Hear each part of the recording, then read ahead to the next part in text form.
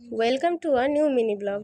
প্রথমেই সকালবেলা ঘুম থেকে উঠে রেডি হয়ে বসেছিলাম যে আমার দাদা আর ভাইয়েরা কখন আসবে। দুজনেই পাশাপাশি বসে পড়েছে আর আমার দিদিও রাখি পরানো স্টার্ট করে দিয়েছে।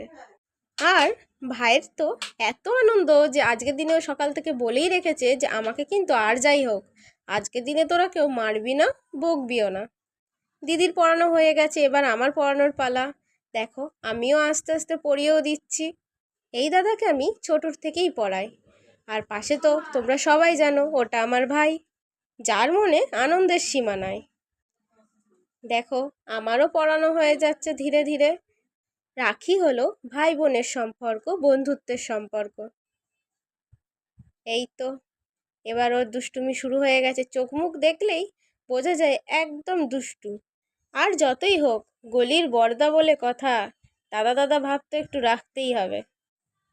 পড়ানো প্রায় শেষের পথেই, অপেক্ষা করছিলাম বাকি সব আমার ভাই আর দাদারা কখন আসবে। বলতে না বলতেই চলে এলো আমার আরেক ভাই। একেও সেম ভাবে আমার দিদি প্রথমে পড়ালো, তারপরেই আমি পড়ানো স্টার্ট করে দিলাম। তো এই ভাইও চলে এলো। বেলা তখন বাজে 11টা।